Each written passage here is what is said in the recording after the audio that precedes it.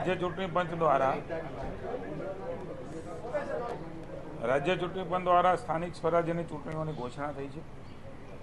15 મહાનગરપાલિકા, 82-84 નગરપાલિકા, 34 જિલ્લા પંચાયત અને 260 તાલુકા પંચાયતની સામાન્ય ચૂંટણી તેમજ 11 નગરપાલિકા જે પ્રસંગોપાત ખાલી પડી છે એની કુલ 13 બેઠકોની ચૂંટણી આગામી 26/4/26ના રોજ યોજાવાની છે। લોકશાહીના સ્થાનિક સ્વરાજ્યની ચૂંટણીનું આ સૌથી મોટું પર્વની ચૂંટણી પંચે ઘોષણા કરી છે। ભારતીય જનતા પાર્ટી અને સરકાર રાજ્ય ચૂંટણી પંચની ઘોષણાને આવકારે છે। ખૂબ ટૂંકા સમયની અંદર એક સાથે આટલી મોટી ચૂંટણી યોજવાનું પણ ઘણા વર્ષો પછી કદાચ ગુજરાતને એ ઐતિહાસિક ગૌરવ પ્રાપ્ત થયું છે। હું એવું માનું છું કે જે પ્રકારે રાજ્ય ચૂંટણી પંચે ઘોષણા કરી છે, આપણે જાણીએ છીએ કે ખૂબ લાંબી ચૂંટણીની તારીખો હોય છે ત્યારે સામાન્ય જનતા, એડમિનિસ્ટ્રેશન, રાજ્યનું વહીવટીતંત્ર, વિકાસ આ બધામાં કંઈક નાનો મોટો વિક્ષેપ આવતો હોય છે, પણ જે પ્રકારની ચૂંટણીની સમયપત્રક છે એ સામાન્ય જનતાને થોડા દિવસોની અંદર પોતાનો પ્રતિનિધિ ચૂંટવા માટેનો અધિકાર એ મળવાનો છે। લગભગ એક સાથે 10,000 જેટલા સ્થાનિક સ્વરાજ્યના આશરે પ્રતિનિધિ ચૂંટવાનું સૌભાગ્ય એ જનતાને પ્રાપ્ત થવાનું છે।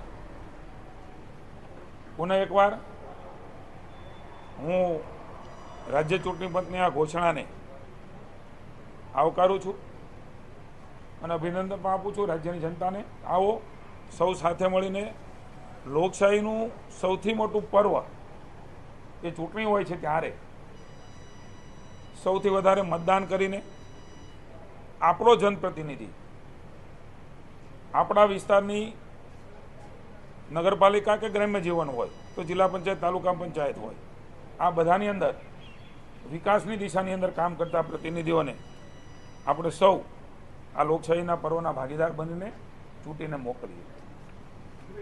અમિત ચાવડાએ પ્રેસ કરી છે થોડા સમય પહેલા, એમણે કીધું છે અત્યાર સુધી જે પણ જન આક્રોશ યાત્રામાં એ આખા ગુજરાતની અંદર પ્રવાસ કર્યો એમાં એમને ભ્રષ્ટાચાર દેખાડ્યો છે। ભારતીય જનતા પાર્ટી ખોટા મતદાન કરીને ચૂંટણી જીતી હોય એવો આક્ષેપ સીધો કોંગ્રેસે કર્યો। આપ જૂના આપણા ટીવીના સમાચારો માધ્યમ જોશો તો જ્યારે પણ ચૂંટણીઓ આવે ત્યારે એ આ પ્રકારની વાત કરતા હોય છે। ચૂંટણી પંચ ઉપર આ પ્રકારના આરોપો કરવા જનતાને એ અધિકાર છે। જ્યારે એમના રાજ્યો તેલંગાણા ચૂંટાણું હોય, કર્ણાટક ચૂંટાણું હોય, યુપીના કેટલાક રાજ્ય ચૂંટાણા હોય ત્યારે એમનો કોઈ વાંધો નથી હોતો। અહીંયા વિશ્વાસ સંપાદન નહીં કરી શકનાર કોંગ્રેસ અનેક અલગ અલગ જૂથમાં વહેંચાણું છે। આપ પણ જાણો છો, રાજ્ય પણ જાણે છે। રાજ્યની જનતાના અવિરત વિકાસની અંદર ભારતીય જનતા પાર્ટી માની જગદીશભાઈ વિશ્વકર્માની નિમણૂક થઈ ત્યારથી સંગઠનાત્મક રીતે ગામથી માંડી તાલુકા, જિલ્લા અને સ્ટેટ સુધી સંગઠનાત્મક બેઠકો થઈ છે, ચર્ચાઓ થઈ છે। માનની ભૂપેન્દ્રભાઈ અને હર્ષભાઈના નેતૃત્વની સરકાર અવિરતપણે 365 દિવસ રાજ્યની જનતાની સુખાકારીના નિર્ણયો એ સતત લેતા આવ્યા છે। હું કોંગ્રેસને પૂછવા માગું છું, આપના પહેલા પણ કોંગ્રેસના એક પ્રમુખ હતા, આજે નવા પ્રમુખ છે, પોતાની ટીમ નથી બનાવી શક્યા। કેટલા વાદ વિવાદો હશે। 30 વર્ષથી સત્તાની બહાર ફેંકાયેલી કોંગ્રેસ એ ચૂંટણી જીતવાની વાતો કરે છે, ભાજપ ઉપર આરોપો કરે છે, ત્યારે 2 વખતના પ્રમુખોમાં હજી સુધી પોતાની ટીમ ન બનાવી શકનાર કોંગ્રેસે ચૂંટણી લડવા નીકળી છે। હું માનું છું કે તમામ રીતે ભાંગી ગયેલી છે, તમામ રીતે તૂટી ગયેલી છે। માત્ર વાતોમાં રહી અને લોકોને ભ્રમિત કરવા, ખોટું બોલવું, ભ્રમણા ફેલાવા, જૂઠાણા ફેલાવા, એ હંમેશા એમનું કામ રહ્યું છે. હું વિનમ્ર ભાવે જનતાનો આભાર માનું છું કે એમણે ભારતીય જનતા પાર્ટીને હંમેશા ચોઇસ તરીકે સિલેક્ટ કરી છે.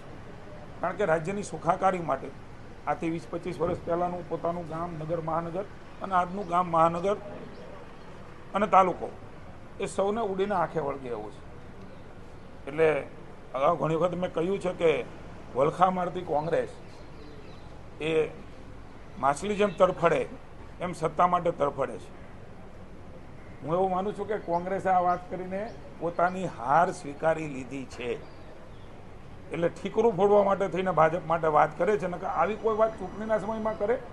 ચૂંટણીના સમયમાં તો કે અમે લડવા માટે તૈયાર છીએ, અમારી પાસે મુદ્દાઓ છે, અમે જનતાને કન્વિન્સ કરીશું. અમે કહીએ છીએ કે અમારી પાસે અનેકવિધ એવા વિકાસના ભાથાઓ, માનની મોદી સાહેબે જે પ્રકારે વિકાસની યાત્રા શરૂ કરી છે, એ વિકાસની વણથંભી યાત્રા એ ગુજરાતથી શરૂ થઈ, હવે ભારત અને વિશ્વમાં પહોંચી છે. ત્યારે ગુજરાત એ ચીલે ચાલી રહ્યું છે, એ રોડ પર દોડી રહ્યું છે. આ અવિરત વણથંભી વિકાસ યાત્રાની જીતથી હાર ભારી ગયેલી કોંગ્રેસ, ભાજપથી જીતથી હાર ભારી ગયેલી કોંગ્રેસ એ બોખલાઈ ગઈને આવા નિવેદનો કરી રહી છે. જીતુભાઈ, સત્તાધારી પાર્ટી માટે વૈકુંઠ નાનું ને વૈષ્ણવ જાજા જેવી સ્થિતિ દેખાઈ રહી છે સેન્સના પહેલા દિવસે. લોકશાહી ઢબે કોઈ કામ કરતો હોય તો ભારતીય જનતા પાર્ટી છે. મેં કહ્યું જગદીશભાઈના, અમારા પ્રમુખશ્રીના નેતૃત્વની અંદર સેન્સ લેવા માટે અમારા પદાધિકારીઓ પહોંચી ગયા છે. તમામ લોકોને મોદી સાહેબના નેતૃત્વમાં ભરોસો છે. સ્વાભાવિક છે, બધાને એમનો લાગણી વ્યક્ત કરવાનો, ટિકિટ માગવાનો અધિકાર છે. પણ ટિકિટની ચયન પ્રક્રિયામાં ભારતીય જનતા પાર્ટી અંદર આગળ આવી ચૂકી છે. ત્યારે ચયન થયા પછી સ્વાભાવિક રીતે કોંગ્રેસની જેમ ભારતીય જનતા પાર્ટીમાં હોતું નથી. કોંગ્રેસમાં એકને ટિકિટ મળે એટલે બીજાને પાડી દેવાની પ્રવૃત્તિઓ એ તમે મેં જોઈ છે. હું એવું માનું છું કે લોકશાહીનો આ સારામાં સારી પ્રક્રિયાઓ છે. લોકોના ફોર્મ ભરાવા, રજૂઆત કરવી, અને ભારતીય જનતા પાર્ટી એ સુપેર અને સારી રીતે કરી રહી છે. આપે જે વાત કરી એમાં કોંગ્રેસને તો ઉમેદવાર પણ ભૂતકાળમાં મળ્યા નથી.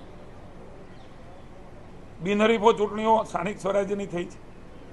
મને એવું લાગે છે કે આ વખતે પણ કોંગ્રેસ હોય કે આપ હોય, બંને વિપક્ષ પાર્ટીઓ જે ભ્રમણા ફેલાવે છે, જૂઠાણા ફેલાવે છે, ખોટું બોલી રહ્યા છે અને જનતાનો મત લેવા નીકળ્યા છે, ત્યારે જનતા એને ઓળખી ગઈ છે. એમને ક્યારેય સ્વીકારવાની નથી. મારી પાસે જે રિપોર્ટ છે એ પ્રમાણે પરાણે ઉમેદવાર ઊભા રાખવા માટે ગોતી રહ્યા છે આ વિપક્ષો. એટલે હારવા માટે ઊભા રહેવા માટેની કોઈ પાર્ટી હોય તો મને એવું લાગે છે કે કોંગ્રેસ અને આપ પાર્ટી છે કે ત્યાં હારવા માટે ઊભા રહેવાનું છે. ભારતીય જનતા પાર્ટી એ મેનેજમેન્ટ, સંગઠનાત્મક વ્યૂહરચના, સંગઠન અને પારિવારિક તાકાત ઉપર જીતે છે. અમારો પરિવારનો ભાવ છે, જનતાનો પ્રેમ, અમે જીતી રહ્યા છીએ. જ્યારે કોંગ્રેસે ઉમેદવાર મૂક્યા પછી હંમેશા રઝળતા અને રેઢા મૂકી દે છે. આ ઇતિહાસ. એટલે મારે તો એના ઉમેદવાર જે બનવા જઈ રહ્યા છે એમને વિનંતી છે કે એનો ભયવો ભૂતકાળ જોઈ લેજો. ટિકિટો આવ્યા પછી તમને છૂટા મૂકી દેશે, રઝળતા મૂકી દેશે, ન સંગઠન હશે, ન દિશા હશે, ન નીતિ હશે. જ્યારે ભારતીય જનતા પાર્ટી એ એકદમ પરફેક્ટ રીતે જનતાના આશીર્વાદ લેવા માટે થઈને એ મેદાનમાં ઉમેદવારની સાથે પડખે ઊભી રહે છે, જ્યારે કોંગ્રેસ એ રખડતા મૂકી દે છે. આ તફાવત એ રાજ્યની જનતાએ જોયો છે. ઉમેદવારની વાત થાય છે, જીતુભાઈ, તમે પેલી ચૂંટણી સમિતિ પાર્લામેન્ટરી છે એમાં પણ તમે જો પૂર્વ પ્રમુખે બનાવેલા ક્રાઇટેરિયા આ વખતે પણ પાળવાના છો? 60 વર્ષથી નીચેના પરિવારમાં ટિકિટ નહીં, કઈ માહિતી છે તમને આ વિશે કંઈ કહી શકો?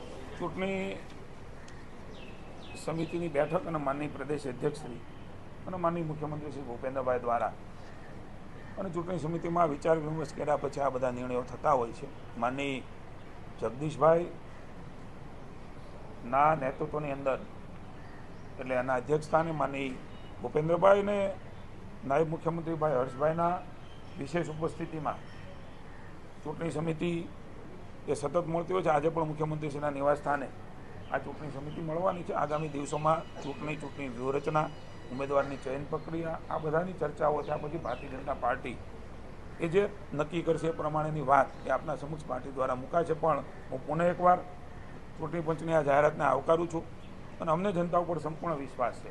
આવો સૌ સાથે મળીને લોકશાહીની આ પ્રક્રિયામાં આપણે ભાગ લઈએ અને ગામ એટલે કે તાલુકો, જિલ્લા પંચાયત, નગરપાલિકા અને મહાનગરપાલિકા જ્યાં ભાજપનું શાસન રહ્યું છે, રાજ્યમાં પણ ભાજપનું શાસન રહ્યું છે, દેશમાં પણ મોદી સાહેબના નેતૃત્વમાં આદરણીય અમિતભાઈ શાહના નેતૃત્વની અંદર આ વિકાસની વણથંભી યાત્રા શરૂ છે ત્યારે અવિરતપણે તમામ જગ્યાએ જ્યારે ભાજપનું શાસન હોય છે ત્યારે જ વિકાસ એ એક સરખો આપણે જોઈ રહ્યા છીએ ને થઈ રહ્યો છે. ત્યારે આ વિકાસની અવિરત યાત્રામાં આપણો સ્થાનિક સ્વરાજ્યનો પ્રતિનિધિ પણ કમાવાનો તૂટીએ, રાજ્યમાં પણ શાસન છે, દેશમાં પણ શાસન છે. ત્યારે હું એવું માનું છું કે આવનારા સમયમાં ભારતીય જનતા પાર્ટીને જનતાના આશીર્વાદ એ જનારે આશીર્વાદ થકી જનતાના દરબારમાં ભારતીય જનતા પાર્ટી જવાની છે. ત્યારે પુનઃ એકવાર આ ઘોષણાને હું આવકારું છું.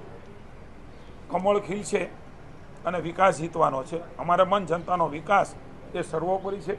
જનતાના સુખ દુઃખમાં ભાગીદાર રહીને એમના પ્રશ્નો અને એમની સમસ્યા અને વિકાસ કેવી રીતે આગળ કરી શકાય એ અમારા માટે પ્રાયોરિટી છે. ત્યારે વિનમ્ર ભાવે પુનઃ એકવાર જનતાના આશીર્વાદ લેવા માટે ભારતીય જનતા પાર્ટી જઈ રહી છે. ત્યારે એમના આશીર્વાદ ચોક્કસ ભારતીય જનતા પાર્ટીને માનનીય મોદી સાહેબ જે રીતે દેશ ચલાવી રહ્યા છે એમના માર્ગદર્શન નીચે ભૂપેન્દ્રભાઈ અને હર્ષભાઈ અને ભાઈ જગદીશભાઈના નેતૃત્વમાં ભારતીય જનતા પાર્ટીની ઝળહળતી ફતેહ એ ચોક્કસ જનતાના આશીર્વાદથી થશે. કે 6 એપ્રિલથી ફોર્મ ભરાવાની પ્રક્રિયા ચાલુ થવાની છે અને ભાજપનો સ્થાપના દિવસ છે. એનાથી ભાજપના કાર્યકર તરીકે તમે કેવી રીતે જુઓ છો? ભારતીય જનતા પાર્ટી 365 દિવસ કામ કરતી પાર્ટી છે. જ્યારે કોંગ્રેસ અને અન્ય વિપક્ષી પાર્ટીઓએ ચૂંટણી વખતે કામ કરતી પાર્ટી છે. અમારા કાર્યક્રમો આપ જોશો. 6 એપ્રિલે એ સંપર્ક કરવાનો હોય, અમારો સ્થાપના દિવસ છે. એ ભાજપનો ધ્વજ લગાડવાનો હોય, ભારતીય જનતા પાર્ટીના કાર્યકર્તાના ઘરે, સામાન્ય કાર્યકર્તા ઘરે.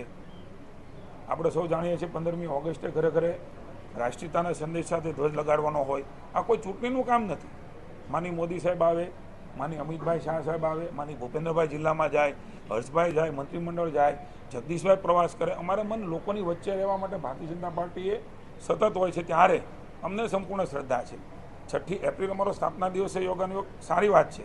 પણ ભારતીય જનતા પાર્ટીનો કાર્યકર્તાનો જો મને જોશો સામે કોંગ્રેસે વિખરાઈ ગયેલી છે. મેં કહ્યું એમ પોતાની ટીમ નહીં બનાવી શકનાર કોંગ્રેસ, ઉમેદવાર નહીં શોધી શકનાર કોંગ્રેસ એ કોઈને પણ થાંભલા તરીકે ઉમેદવાર ઊભા રાખીને હારવા માટેના ઉમેદવાર ગોતી રહી છે. Thank you.